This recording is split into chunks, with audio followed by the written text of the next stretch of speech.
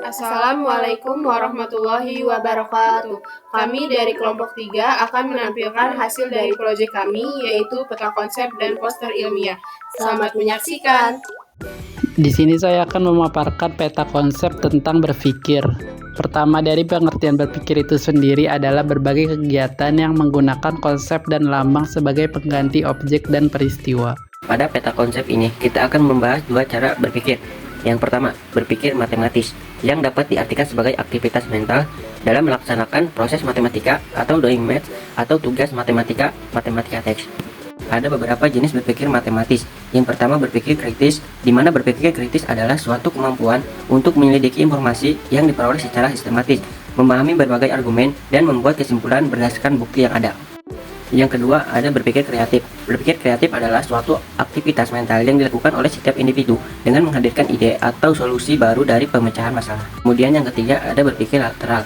Berpikir lateral adalah suatu aktivitas mental dengan tetap menggunakan fakta-fakta yang ada guna memperoleh hasil yang diinginkan. Yang keempat, ada berpikir divergen. Berpikir divergen adalah salah satu proses berpikir yang digunakan untuk menciptakan ide kreatif dengan mencari berbagai solusi yang mungkin. Dan yang terakhir atau yang kelima yaitu berpikir konvergen. Berpikir konvergen adalah cara-cara individu dalam memikirkan sesuatu dengan berpandangan bahwa hanya ada satu jawaban yang benar.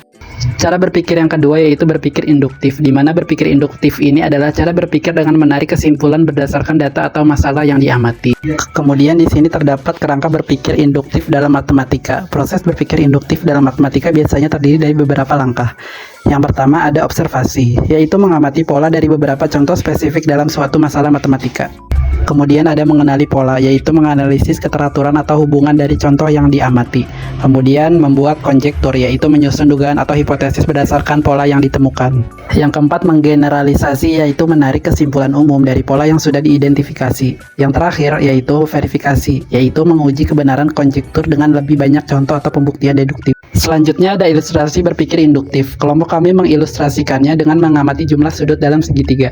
Coba kita amati 3 buah segitiga dan menghitung jumlah sudutnya. Segitiga yang pertama memiliki sudut 90 derajat, 45 derajat, dan 45 derajat. Ketika kita jumlahkan akan menghasilkan sudut 180 derajat. Lalu segitiga yang kedua memiliki sudut yang sama yaitu 60 derajat, dan ketika kita jumlahkan hasilnya juga akan menghasilkan sudut 180 derajat. Dan segitiga yang terakhir memiliki sudut 50 derajat, 60 derajat, 70 derajat. Dan juga ketika dijumlahkan hasilnya akan tetap menghasilkan 180 derajat. Dari ketiga segitiga yang kita amati, kita dapat menemukan suatu pola, di mana ketika menjumlahkan semua sudut segitiga akan selalu menghasilkan sudut 180 derajat. Dari ilustrasi ini dapat kita simpulkan bahwa berpikir induktif membantu kita menemukan pola dalam matematika. Selanjutnya, saya akan memaparkan poster ilmiah yang berjudul Prediksi Cuaca oleh Petani melalui Penalaran Induktif. Yang pertama, pada pendahuluan ini dijelaskan bahwa studi kasus yang kami ambil tentang bagaimana petani menggunakan penalaran induktif untuk memprediksi cuaca berdasarkan pola-pola alam. Selanjutnya, pada studi kasus menyebutkan beberapa pola yang sering diamati para petani untuk memperkirakan cuaca, meliputi perubahan warna langit, perilaku hewan, kelembapan tanah dan embun pagi, serta pola angin dan awan.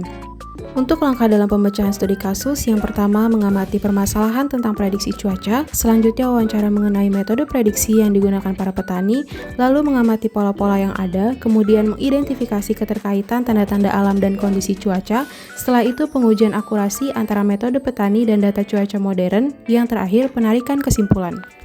Hasil dan hubungan dengan proses berpikir induktif. Petani tradisional menggunakan penalaran induktif untuk memprediksi cuaca melalui pengamatan berulang, pembuatan pola, generalisasi, serta evaluasi dan penyesuaian. Proses ini menunjukkan hubungan erat antara pengalaman empiris dan penalaran induktif dalam praktek pertanian tradisional. Kesimpulan yang dapat diambil yaitu, petani menggunakan penalaran induktif berdasarkan pola-pola alam yang mereka amati, meskipun tidak seakurat teknologi meteorologi modern, namun tetap memiliki nilai dalam pertanian.